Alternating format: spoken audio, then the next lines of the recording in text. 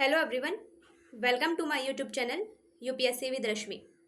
UPPCS 2024 prelims exam के लिए Indian geography के प्रैक्टिस सेट का आज हमारा प्रैक्टिस सेट नंबर 3 है। 2 प्रैक्टिस सेट हम ऑलरेडी डिस्कस कर चुके हैं। अगर आपने वो नहीं देखे हैं तो आप देख सकते हैं। तो शुरू करते हैं आज का वीडियो। आज का हमारा फर्स्ट क्वेश्चन है, निम्नलिखित में से सबसे प्राचीन पर्वत श्रृंखला कौन सी है? ऑप्शन है A Himalaya, option B Aravalli, option C Vindhya और ऑप्शन डी सतपुड़ा।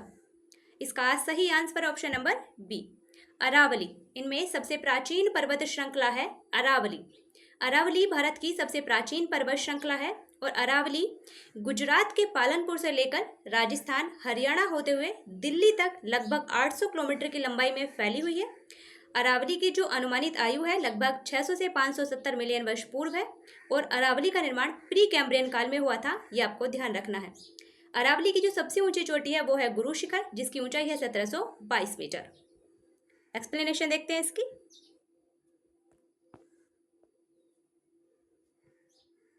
अरावली श्रेणी गुजरात के पालनपुर से लेकर राजस्थान और हरियाणा से होकर दिल्ली तक लगभग 800 किलोमीटर की लंबाई में फैली है।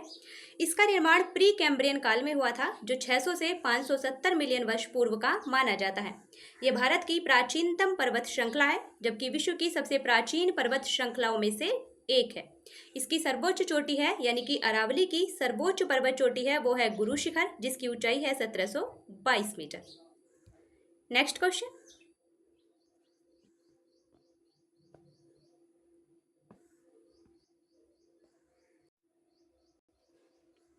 नेक्स्ट क्वेश्चन है, अरावली श्रेणियां किस राज्य में स्थित है? ऑप्शन है A Rajasthan, option B Himachal Pradesh, option C Odisha और ऑप्शन डी आंध्र प्रदेश। इसका सही answer option number A Rajasthan. Aravalli श्रेणियां गुजरात के पालनपुर से स्टार्ट होकर राजस्थान, हरियाणा होते हुए दिल्ली तक लगभग 800 किलोमीटर की लंबाई में विस्तृत है, यह आपको ध्यान रखना है। Next question. नेक्स्ट क्वेश्चन है, अरावली श्रेणियों की अनुमानित आयु क्या है? अरावली रेंज की जो अनुमानित आयु है वो क्या है? ऑप्शन है ए 370 मिलियन वर्ष, ऑप्शन बी 470 मिलियन वर्ष, ऑप्शन सी 570 मिलियन वर्ष और ऑप्शन डी 670 मिलियन वर्ष। इसका सही answer option number C Aravalli श्रेणियों की अनुमानित आयु है 600 से 570 मिलियन वर्ष और प्री कैम्ब्रियन काल में इनका निर्माण हुआ था। ये पॉइंट भी आप ध्यान रखिएगा। नेक्स्ट क्वेश्चन है,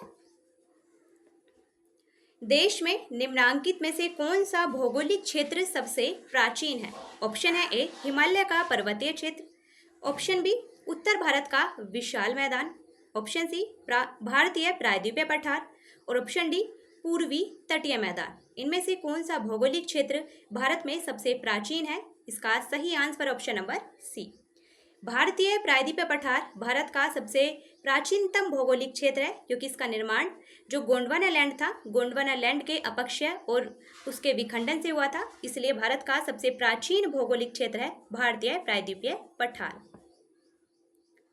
नेक्स्ट क्वेश्चन। नेक्स्ट क्वेश्चन है, निम्न में से कौन रेजिडुअल पर्वत यानी कि अवशिष्ट पर्वत का उदाहरण है? ऑप्शन है A Himalaya, option B Kilimanjaro, option C Etna और ऑप्शन डी अरावली। तो उसका सही answer option number D Aravalli. जो अरावली पर्वत श्रेणी है वो एक रेजिडुअल पर्वत यानी कि एक अवशिष्ट पर्वत का एग्जाम्पल है। Next question.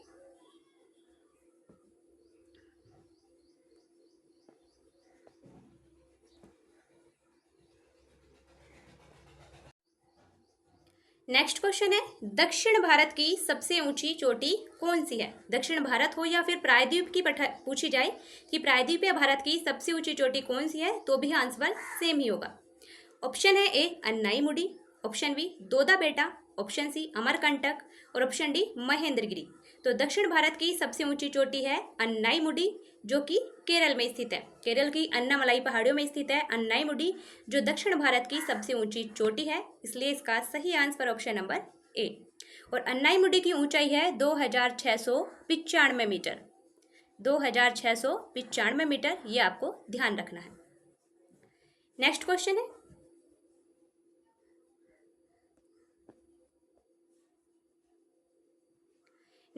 है, नर्मदा एवं तापी नदियों के मध्य स्थित है। ऑप्शन है ए विंध्य पर्वत, ऑप्शन बी सतपुड़ा श्रेणियां, ऑप्शन सी राजमहल पहाड़ियां और ऑप्शन डी अरावली पहाड़ियां। इसका सही answer option number B, Satpura श्रेणियां। नर्मदा और तापी नदियों के मध्य में स्थित है सतपुड़ा श्रेणियां। सतपुड़ा के उत्तर में नर्मदा नदी बहती है और सतपुड़ा के दक्षिण में तापी नदी बहती है। तो नर्मदा और तापी नदियों के मध्य में स्थित पर्वत है सतपुड़ा पर्वत। नेक्स्ट क्वेश्चन,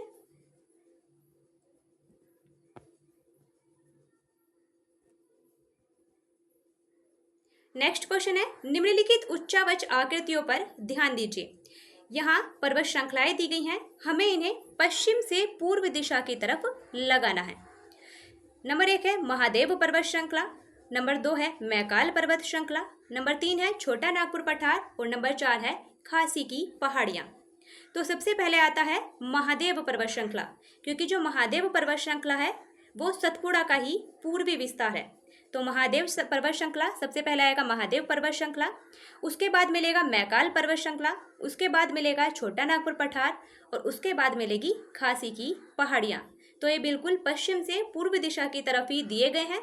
हमारा सही आंसर होगा 1, 2, 3 और 4, यानी ऑप्शन नंबर ए हमारा सही आंसर है।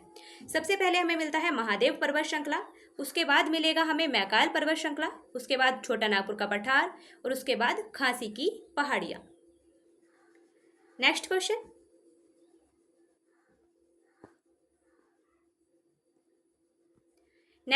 है निम्नलिखित किस पहाड़ी पर पूर्वी घाट और पश्चिमी घाट पश्चिमी घाट से मिलता है, यानी किस पहाड़ी पर पूर्वी घाट और पश्चिमी घाट आपस में मिलते हैं। ऑप्शन है ए पालिनी पहाड़ी, ऑप्शन बी अन्नाईमुडी पहाड़ी, ऑप्शन सी नीलगिरी पहाड़ी और ऑप्शन डी शेवराय पहाड़ी। इसका सही answer option number C, Nilgiri पहाड़ी। नीलगिरी पहाड़ी पर ही पूर्वी घाट और पश्चिमी घाट आपस में मिलते हैं और नीलगिरी पहाड़ियों को हम ब्लू माउंटेन भी कहते हैं, ये भी आप ध्यान रखिएगा। नीलगिरी पहाड़ी को ब्लू माउंटेन के नाम से भी जाना जाता है, ब्लू माउंटेन। और नीलगिरी की सबसे ऊंची चोटी है दोदा बेटा, जिसकी ऊंचाई है 2633 मीटर, ये भी आपको ध्यान रखना है। नीलगिरी की सबसे ऊंची चोटी है दोदा बेटा, जिसकी ऊंचाई है 2633 मीटर। नेक्स्ट क्वेश्चन, इसके एक्सप्लेनेशन है। नीलगिरी पहाड़ी भारतीय प्रायद्वीप के पूर्वी घाट और पश्चिमी घाट के मिलन बिंदु पर स्थित है। नीलगिरी पहाड़ी को ब्लू माउंटेन भी कहा जाता है और नीलगिरी की सर्वाधिक ऊंची चोटी है डोडा बेटा या दोदा बेटा भी कहते हैं, जिसकी ऊंचाई है लगभग 2637 मीटर। नेक्स्ट क्वेश्चन,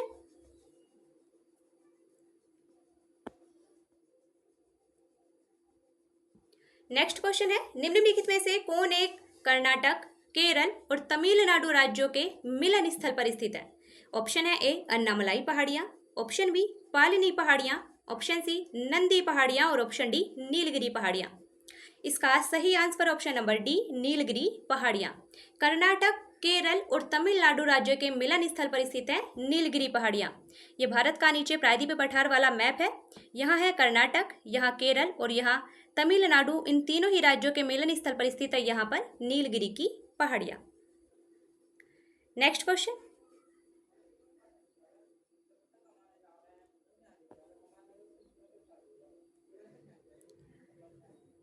है भारतीय समुद्र शास्त्रियों ने अरब सागर के तल में बंबई से पश्चिम दक्षिण पश्चिम में लगभग 455 किलोमीटर दूर एक नए 1505 मीटर ऊंचे पर्वत की खोज की है। इस पर्वत का नाम रखा गया है।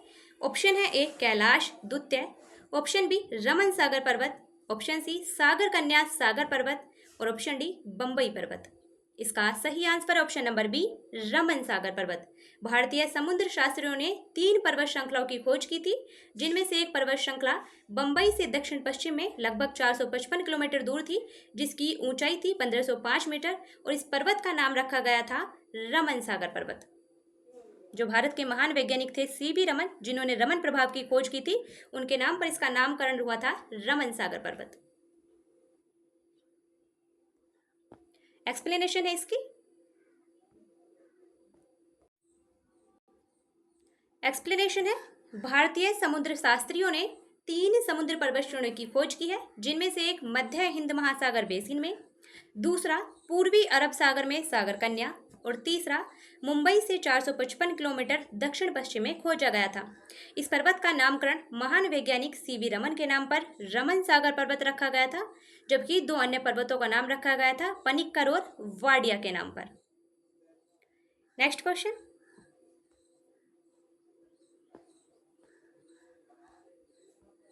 नेक्स्ट क्वेश्चन है, निम्नलिखित कथनों में से कौन सा एक सही नहीं है। यहाँ 4 कथन दिए गए हैं, हमें बताना है कि इनमें से कौन सा कथन गलत है।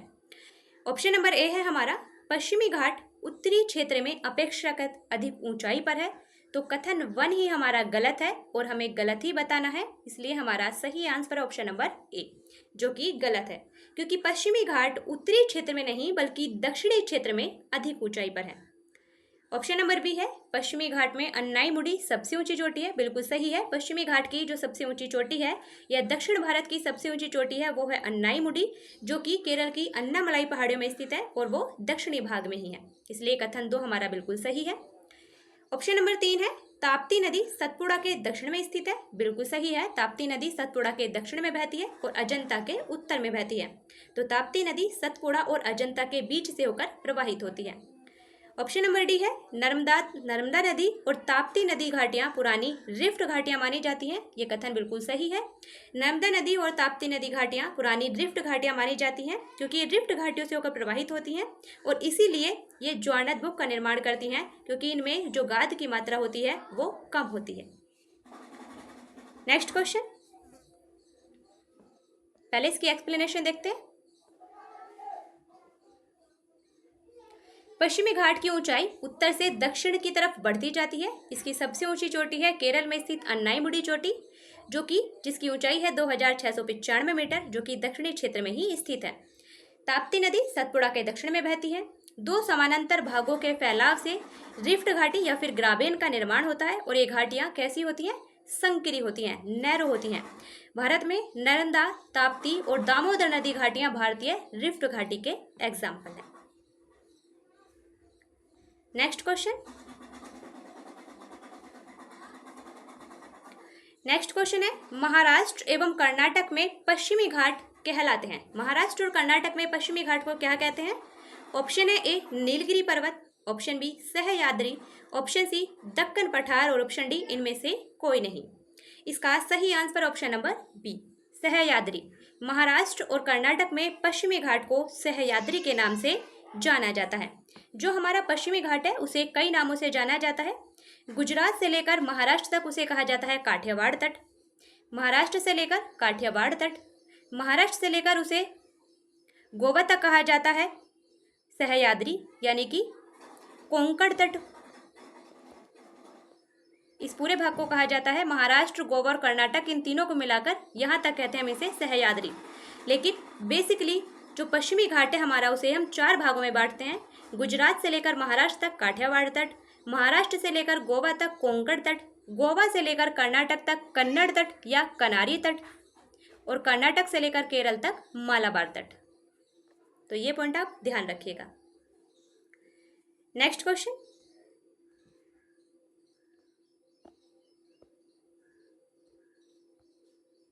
नेक्स्ट क्वेश्चन है, नीचे दिए गए कूट से निम्नलिखित पहाड़ियों का दक्षिण से उत्तर की तरफ हमें क्रम बताना है। इनमें से कौन सी पहाड़ी सबसे दक्षिण से लेकर उत्तर की तरफ स्थित है। सबसे दक्षिण में मिलेगी हमें सतमाला पहाड़ियाँ, जो कि महाराष्ट्र में स्थित हैं। सतमाला पहाड़ियाँ कहाँ पर है, महाराष्ट्र में है, तो सबसे दक्षिण में मिलेगी हमें सतमाला पहाड़ियाँ। उसके बाद मिलेंगी हमें कैमूर की पहाड़ियाँ, जो कि मध्य प्रदेश में है। तो सतमाला पहाड़ियों के ऊपर मिलेंगी हमें कैमूर की पहाड़ियाँ। एक के बाद मिलेगी हमें 2। उसके बाद मिलेगी हमें नागा पहाड़ियाँ, जो कि नागालैंड में है, भारत म्यांमार की सीमा पर है। ये मिलेंगी हमें नागालैंड में। उसके बाद यानी कैमूर की पहाड़ियों के उत्तर में मिलेंगी हमें नागा पहाड़ियाँ, यानी फिर मिलेगी हमें 4। उसके बाद मिलेगी हमें पीर पंजाल श्रेणी, जो कि जम्मू कश्मीर से लेकर हिमाचल प्रदेश तक है। तो उसके बाद मिलेगी हमें पीर पंजाल श्रेणी, यानी 4 के बाद मिलेगी हमें 3। तो हमारा सही आंसर होगा दक्षिण से उत्तर की तरफ 1, 2, 4-3, यानी ऑप्शन नंबर बी हमारा सही आंसर है।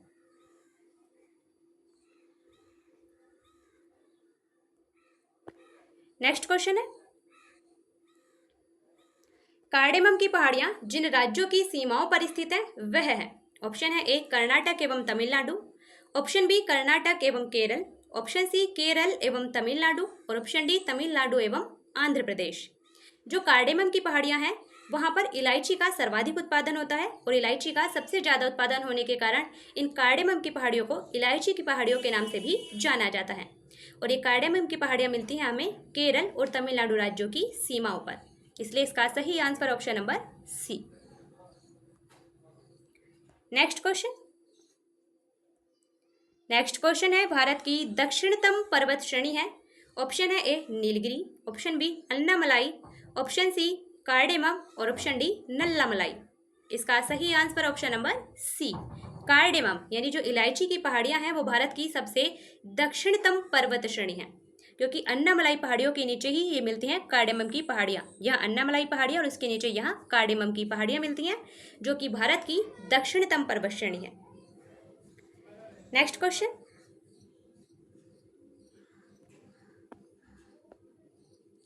एक्सप्लेनेशन है इसकी कि कार्डेमम पहाड़ी भारत की दक्षिणतम पर्वत श्रेणी है। यह अन्नामलाई पहाड़ी के दक्षिण में स्थित है। यहाँ पर इलायची का अत्यधिक उत्पादन होता है, जिसके कारण इन्हें इलायची की पहाड़ियां भी कहा जाता है। नेक्स्ट क्वेश्चन है, शेवराय पहाड़ियां कहाँ अवस्थित हैं। ऑप्शन है ए Andhra Pradesh, option B Karnataka, option C Kerala और ऑप्शन डी तमिलनाडु। इसका सही answer option number D Tamil Nadu. जो शेवराय पहाड़ियां हैं वो तमिलनाडु के सलेम के पास में स्थित है, ये आप ध्यान रखिएगा। नेक्स्ट क्वेश्चन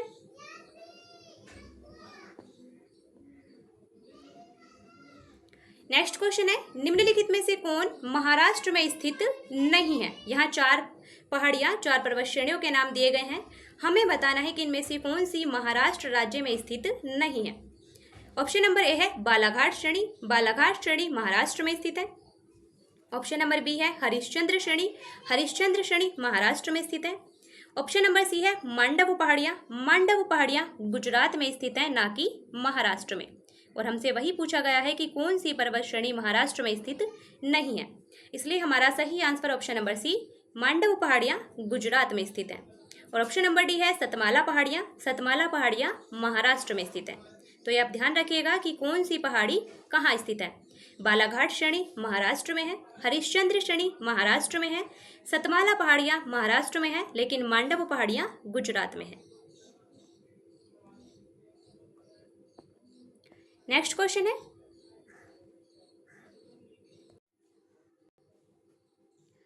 क्वेश्चन है, निम्नलिखित में से कौन सा युग्म सही सुमेलित नहीं है। एक तरफ है पहाड़ियां, दूसरी तरफ है उनसे संबंधित राज्य कि वो पहाड़ियां किस राज्य में स्थित हैं। हमें बताना है कि इनमें से कौन सा युग्म गलत सुमेलित है। ऑप्शन है ए गढ़जात पहाड़ियां, गढ़जात पहाड़ियां ओडिशा में है, बिल्कुल सही सुमेलित है। ऑप्शन नंबर बी है मांडव पहाड़ियां, मांडव पहाड़ियां गुजरात में है, ना कि महाराष्ट्र में, इसलिए ये हमारा गलत सुमेलित है। अभी हमने देखा था कि मांडव पहाड़ियां गुजरात में स्थित है। हमारा सही आंसर ऑप्शन नंबर बी, जो कि गलत सुमेलित है। ऑप्शन नंबर सी है नल्लामलाई पहाड़ियां आंध्र प्रदेश में है, बिल्कुल सही सुमेलित है, आंध्र प्रदेश और तेलंगाना की सीमा पर स्थित है। ऑप्शन नंबर डी है शेवराय पहाड़ियां तमिलनाडु में है, बिल्कुल सही सुमेलित है। नेक्स्ट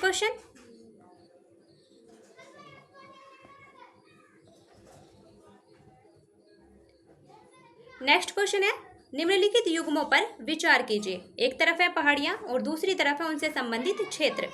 हमें बताना है कि इनमें से कितने युग्म सही सुमेलित हैं। नंबर 1 है कार्डेमम की पहाड़ियां, कार्डेमम की पहाड़ियां कोरोमंडल तट पर है, तो ये हमारा गलत सुमेलित है, क्योंकि कार्डेमम की पहाड़ियां केरल के दक्षिण पूर्वी तट पर है, जबकि तमिलनाडु के दक्षिण पश्चिमी तट पर है। तो जो कार्डेमम की पहाड़ियां हैं वो कोरोमंडल तट पर नहीं है, क्योंकि कोरोमंडल तट जो भारत का पूर्वी तट है, जो दक्षिण पूर्वी तट है, उसे नाम दिया गया है कोरोमंडल तट। जो भारत का ये वाला भाग है दक्षिण पूर्वी तट, इसे नाम दिया गया है कोरोमंडल तट। जबकि जो कार्डेमम की पहाड़ियां हैं वो केरल के दक्षिण पूर्वी भाग में और तमिलनाडु के दक्षिण पश्चिम भाग में स्थित है, इसलिए कथन 1 हमारा गलत सुमेलित है। नंबर 2 है कैमूर पहाड़ियाँ कोंकण तट पर है, ये भी हमारा गलत सुमेलित है, क्योंकि जो कैमूर पहाड़ियाँ हैं वो मध्य प्रदेश से लेकर बिहार तक है, जबकि कोंकण तट नाम दिया गया है महाराष्ट्र से जो गोवा तक है उसे कहा जाता है कोंकण तट, और कैमूर पहाड़ियाँ मध्य प्रदेश से लेकर बिहार तक है।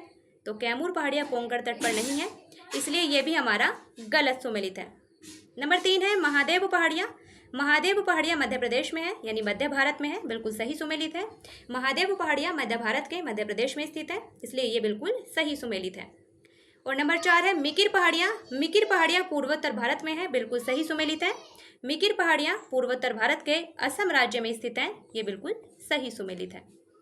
हमारा सही आंसर है 3 और 4 बिल्कुल सही सुमेलित है, यानी ऑप्शन नंबर सी हमारा सही आंसर है।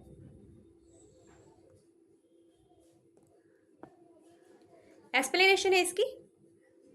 कार्डेमम पहाड़ियाँ केरल के दक्षिण पूर्व में और तमिलनाडु के दक्षिण पश्चिम भागों के बीच में स्थित है, जबकि कोरोमंडल तट भारत की दक्षिण पूर्वी तटरेखा को नाम दिया गया है। कैमूर पहाड़ियाँ मध्य प्रदेश से लेकर बिहार तक विस्तृत है, जबकि कोंकण तट जो भारत का दक्षिण पश्चिम तट है महाराष्ट्र से लेकर गोवा तक, उसे नाम दिया गया है।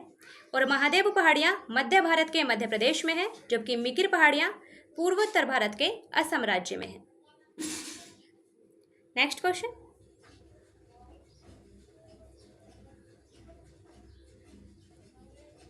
नेक्स्ट क्वेश्चन है महादेव पहाड़ियाँ भाग है। ऑप्शन है ए सतपुड़ा का, ऑप्शन बी विंध्यन का, ऑप्शन सी पश्चिमी घाट का और ऑप्शन डी इनमें से कोई नहीं। इसका सही आंसर ऑप्शन नंबर ए सतपुड़ा का। जो महादेव पहाड़ियाँ हैं वो सतपुड़ा का ही पूर्वी विस्तार है।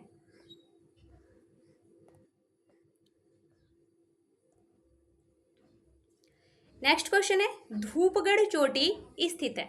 ऑप्शन है ए सतपुड़ा रेंज में, ऑप्शन बी मैकाल रेंज में, ऑप्शन सी विंध्य रेंज में और ऑप्शन डी इनमें से किसी में नहीं। इसका सही आंसर ऑप्शन नंबर ए सतपुड़ा रेंज में। सतपुड़ा की सबसे ऊंची चोटी है धूपगढ़ चोटी, जो कि मध्य प्रदेश के पंचमढ़ी में स्थित है और इसकी ऊंचाई है 1350 मीटर। तो धूपगढ़ चोटी सतपुड़ा रेंज में स्थित है। नेक्स्ट क्वेश्चन है पारसनाथ पहाड़ी की ऊंचाई क्या है। ऑप्शन है A 1600 metre, option B 1565 metre, option C 1365 metre और ऑप्शन डी 1260 मीटर। इसकी ऊंचाई है 1365 मीटर। हमारा सही आंसर है ऑप्शन नंबर सी। पारसनाथ पहाड़ी झारखंड राज्य में है। झारखंड राज्य की गिरिडीह पहाड़ी पर स्थित है। झारखंड राज्य के गिरिडीह जिले में है पारसनाथ पहाड़ी, जिसकी ऊंचाई है 1365 मीटर और ये इसका नामकरण किया गया है जैन धर्म के 23वें तीर्थंकर पार्श्वनाथ के नाम पर। यह भी आप ध्यान रखिएगा। एक्सप्लेनेशन है इसकी। पारसनाथ पहाड़ी झारखंड राज्य के गिरिडीह जिले में स्थित है। इसकी ऊंचाई लगभग 1365 मीटर है। इसके शिखर पर शिखरजी जैन मंदिर स्थित है, यानी पारसनाथ पहाड़ी के शिखर पर शिखरजी जैन मंदिर स्थित है और पारसनाथ पहाड़ी छोटा नागपुर पठार के पूर्वी छोर पर स्थित है।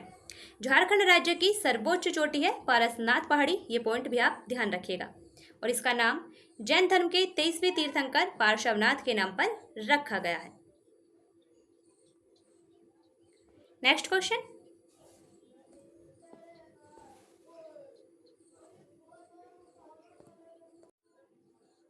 नेक्स्ट क्वेश्चन है सूची 1 को सूची 2 से मिलाना है। एक तरफ है पहाड़ियाँ और दूसरी तरफ है राज्य। हमें बताना है कि कौन सी पहाड़ी किस राज्य में स्थित है। ए है हमारी गारो पहाड़ियाँ। गारो पहाड़ियाँ मिलेंगी हमें मेघालय में। गारो, खासी, जयंतिया नाम सुना होगा। तीनों पहाड़ियाँ मेघालय में स्थित हैं, यानी ए का है हमारा 1। बी है हमारी मिरी पहाड़ी। मिरी पहाड़ी अरुणाचल प्रदेश में है, तो बी का है हमारा 3। सी है हमारा कोल्लई मलाई। कोल्लई मलाई पहाड़ियाँ तमिलनाडु में है, तो सी का है हमारा 2। और डी है डालमा श्रेणी। डालमा पहाड़ियाँ झारखंड राज्य में है, डी का है हमारा 4। हमारा सही आंसर है 1, 3, 2, 4। गारो पहाड़ियाँ मेघालय में, मिरी पहाड़ियाँ अरुणाचल प्रदेश में, कोल्लई मलाई तमिलनाडु में और डालमा झारखंड में। ये इसके ऑप्शन है 1, 3, 2, 4। 1 मिनट।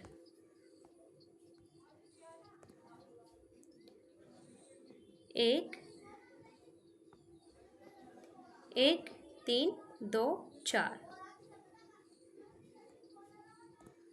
1, 3, 2, 4 यानी ऑप्शन नंबर ए हमारा सही आंसर है।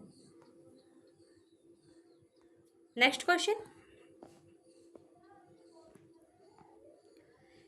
है पश्चिमी घाट के संबंध में निम्नलिखित कथनों पर विचार कीजिए। यहाँ पश्चिमी घाट से रिलेटेड 3 कथन दिए गए हैं, हमें बताना है कि कितने कथन सही हैं।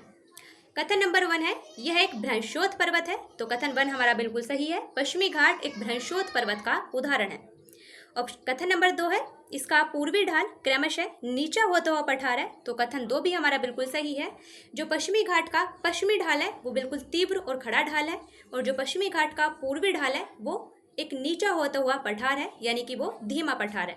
यानी जो पश्चिमी घाट है हमारा, पश्चिमी घाट का जो पश्चिमी ढाल है वो बिल्कुल तीव्र और खड़ा हुआ है, और जो पूर्वी ढाल है वो धीमा ढाल है, वो नीचा होता हुआ एक पठार है। कथन नंबर 3 है इसका उत्तरी खंड लावा यानी कि बैसाल्ट से आच्छादित है, बिल्कुल सही है। जो हमारा पश्चिमी घाट है उसका जो उत्तरी भाग है वो लावा से यानी कि बैसाल्ट से आच्छादित है। हमारा सही आंसर है, तीनों ही कथन बिल्कुल सही है, यानी ऑप्शन नंबर डी हमारा सही आंसर है। एक्सप्लेनेशन है इसका। पश्चिमी घाट का विस्तार पश्चिमी सागर तट के समानांतर लगभग 1500 किलोमीटर की लंबाई में उत्तर में तापी नदी के मुहाने से लेकर दक्षिण में कुमारी अंतरीप तक पाया जाता है। कुमारी अंतरीप मतलब कन्याकुमारी, कन्याकुमारी को कुमारी अंतरीप भी कहते हैं। तो जो पश्चिमी घाट है उसका विस्तार लगभग 1500 किलोमीटर की लंबाई में है, तापी नदी के मुहाने से लेकर दक्षिण में कुमारी अंतरीप तक। यहाँ तापी नदी के मुहाने से लेकर कुमारी अंतरीप तक यानी कि कन्याकुमारी तक 1500 किलोमीटर की लंबाई में पश्चिमी घाट का विस्तार है। ये भ्रंशोत पर्वत है यानी कि ब्लॉक पर्वत है, जिनका निर्माण स्थल के खंड के अरब सागर में अपसंवलन के कारण हुआ है। स्थल के खंड के अरब सागर में धंस जाने के कारण हुआ है। इसका पश्चिमी ढाल तीव्र और खड़ा है, जबकि पूर्वी ढाल मंद और सीढ़ीनुमा यानी कि क्रमशः नीचा होता हुआ एक पठार है, सीढ़ीनुमा है। 16 डिग्री उत्तरी अक्षांश तक पश्चिमी घाट मुख्यतः बैसाल्ट शैलों से बना है, और गोवा से दक्षिण में यानी यहाँ 16 डिग्री उत्तरी अक्षांश तक जो पश्चिमी घाट है वो बैसाल्ट शैलों से बना हुआ है, जिसका उत्तर का भाग, पश्चिमी घाट का उत्तर वाला भाग बैसाल्ट शैलों से बना है, जबकि जो गोवा से दक्षिण वाला भाग है वो ग्रेनाइट और नाइस चट्टानों से बना हुआ है। ये पॉइंट आप ध्यान रखिएगा। नेक्स्ट क्वेश्चन है कोडाई कनाल किस पहाड़ी में स्थित है। ऑप्शन है A Annamalai, option B Bundi, option C Palni, option D Amarkantak. इसका सही answer option number C. Kodai Kanal Tamil Nadu राज्य में है, और तमिलनाडु राज्य के डिंडीगुल जिले में पालिनी पहाड़ी पर स्थित है, तो ये ध्यान रखना। कोडाई कनाल पालिनी पहाड़ी में स्थित है।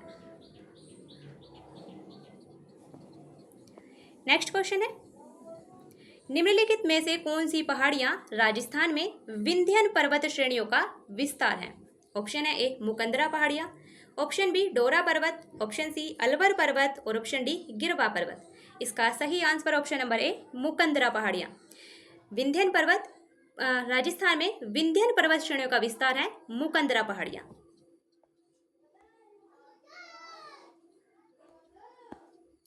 नेक्स्ट क्वेश्चन है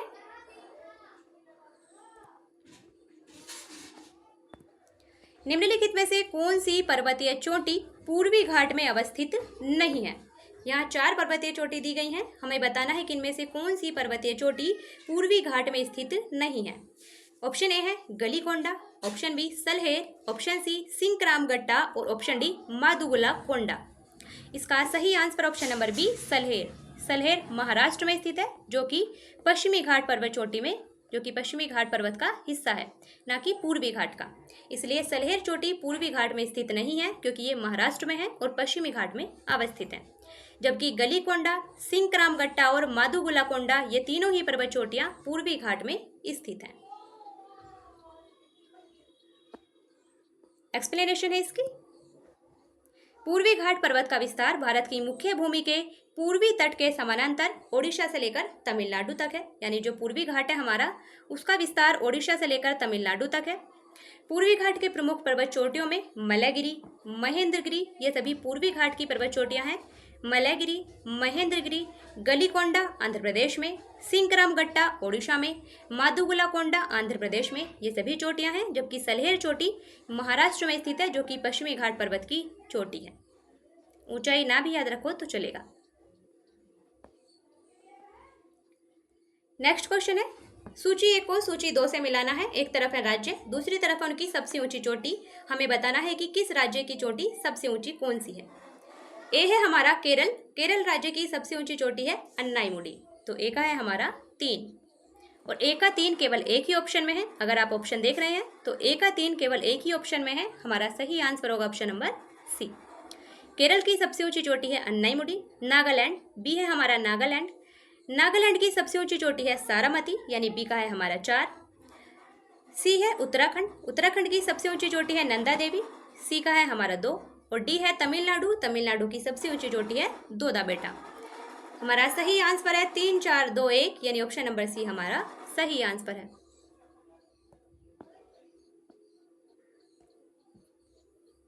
नेक्स्ट क्वेश्चन है, मध्य भारत में स्थित पहाड़ियों का पश्चिम से पूर्व की तरफ किनारा लगाना है। ऑप्शन है ए मैकाल, सतपुड़ा, महादेव और छोटा नागपुर। ऑप्शन बी सतपुड़ा, महादेव, मैकाल और छोटा नागपुर। ऑप्शन सी मैकाल, महादेव, सतपुड़ा और छोटा नागपुर। और ऑप्शन डी सतपुड़ा, महादेव, छोटा नागपुर और मैकाल। इसका सही आंसर ऑप्शन नंबर बी। सबसे पश्चिम में मिलता है हमें सतपुड़ा, उसके बाद महादेव, उसके बाद मैकाल और उसके बाद छोटा नागपुर पठार। तो इन पहाड़ियों का पश्चिम से पूर्व की तरफ क्रम है सतपुड़ा, महादेव, मैकाल और छोटा नागपुर पठार। Next question. नेक्स्ट क्वेश्चन है, सतपुड़ा क्षेत्र में स्थित श्रेणियों में से, ये सभी श्रेणियां सतपुड़ा क्षेत्र में स्थित हैं। हमें बताना है कि इन श्रेणियों में से पश्चिम से पूर्व की तरफ इनकी सही स्थिति बतानी है। ऑप्शन है ए बड़वानी की पहाड़ियां, महादेव श्रेणी, मैकाल श्रेणी। ऑप्शन बी महादेव श्रेणी, बड़वानी की पहाड़ियां, मैकाल श्रेणी। ऑप्शन सी महादेव श्रेणी, मैकाल श्रेणी, बड़वानी की पहाड़ियां। और ऑप्शन डी मैकाल श्रेणी, महादेव श्रेणी और बड़वानी की पहाड़ियां। इसका सही आंसर ऑप्शन नंबर ए। सबसे पहले मिलेगी हमें पश्चिम की तरफ बड़वानी की पहाड़ियां, उसके बाद महादेव श्रेणी और उसके बाद मैकाल श्रेणी। इसलिए इसका सही आंसर ऑप्शन नंबर ए।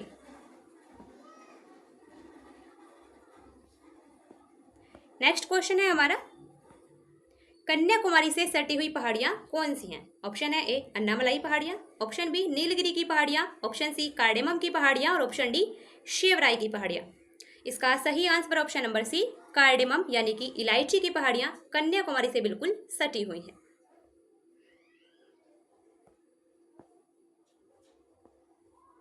एक्सप्लेनेशन है इसकी, पश्चिमी घाट पर्वत हिमालय के बाद भारत की दूसरी सबसे लंबी पर्वत श्रेणी है। तो ये पॉइंट ध्यान रखिएगा कि हिमालय के बाद भारत की दूसरी सबसे लंबी पर्वत श्रेणी है वो है पश्चिमी घाट पर्वत श्रृंखला।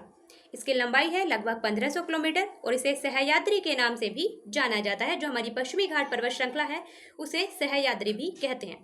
नीलगिरी पहाड़ी एक स्थलीकृत घाट है जहाँ पर पूर्वी घाट और पश्चिमी घाट आपस में मिलते हैं, वो स्थान है नीलगिरी की पहाड़ियाँ। नीलगिरी का सर्वोच्च शिखर है दोदा बेटा, जो कि दक्षिण भारत का दूसरा सर्वोच्च शिखर है, जिसकी ऊंचाई है 2637 मीटर। कहीं कहीं 2635 में मिलेगी, तो कोई डिफरेंस नहीं होगा, 2035 या 2037। और दक्षिण भारत का सर्वोच्च शिखर है अन्नाईमुडी, जो कि अन्नामलाई पर्वत में है। ये नीलगिरी के दक्षिण में है अन्नामलाई की पहाड़ियाँ, और अन्नामलाई के दक्षिण में मिलती है हमें कार्डेमम, यानी कि इलायची की पहाड़ियाँ, जिनका विस्तार कन्याकुमारी तक है। इसलिए कार्डेमम की पहाड़ियाँ कन्याकुमारी से सटी हुई हैं।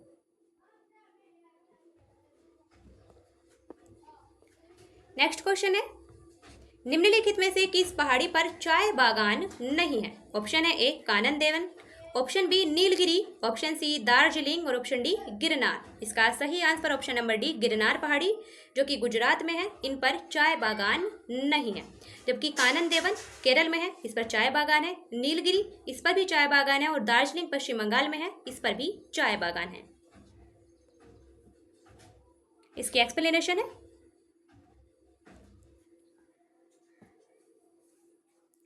गिरनार पहाड़ी पर चाय बागान नहीं है, बाकी सभी पहाड़ियों पर चाय बागान है। कानन देवन पहाड़ियाँ भारत के केरल राज्य के इडुक्की जिले में स्थित हैं और ये क्षेत्र मुन्नार हिल स्टेशन के पास में अवस्थित है। यानी जो कानन देवन पहाड़ियाँ हैं वो मुन्नार हिल स्टेशन के पास में अवस्थित हैं और मुन्नार क्षेत्र में 1870 के दशक में ही चाय बागानों की शुरुआत हो गई थी। दूसरी है नीलगिरी की पहाड़ियाँ, जो कि दक्षिण में अवस्थित पश्चिमी घाट का महत्वपूर्ण पर्वत क्षेत्र है। यानी कि नीलगिरी की पहाड़ियाँ पश्चिमी घाट पर्वत श्रृंखला का हिस्सा हैं, ये ध्यान रखिएगा। और नीलगिरी चाय भारत की सबसे विशिष्ट चायों में से एक है। नेक्स्ट थी दार्जिलिंग की पहाड़ियाँ। भारत का जो दार्जिलिंग है मुख्य रूप से चाय उत्पादन के लिए ही प्रसिद्ध है, जो कि सिक्किम राज्य के दक्षिण में पश्चिम बंगाल राज्य में स्थित है। और गिरनार पर्वत गुजरात राज्य में स्थित है, यहाँ पर चाय बागानों का विकास नहीं हुआ है। तो ये था हमारा आज का वीडियो, जिसमें हमने इंडियन ज्योग्राफी से रिलेटेड क्वेश्चन डिस्कस किए हैं। 2 पार्ट हम ऑलरेडी कंप्लीट कर चुके हैं, 2 प्रैक्टिस सेट हम ऑलरेडी कंप्लीट कर चुके हैं। इनके बाद आपको ना तो बैक ईयर के क्वेश्चन लगाने की आवश्यकता होगी और ना ही घटना चक्र पढ़ने की आवश्यकता होगी। आपको जो भी पॉइंट डाउट हो, जो भी आपको नोट करना हो, आप इसी में से नोट कर सकते हैं। अच्छे से पढ़िए, रिवाइज कीजिए। आपका जो भी डाउट हो, जो क्वेश्चन हो, आप कमेंट बॉक्स में लिख सकते हैं। वीडियो को शेयर भी कीजिए। फिर मिलते हैं नेक्स्ट वीडियो में, तब तक के लिए बेस्ट ऑफ लक।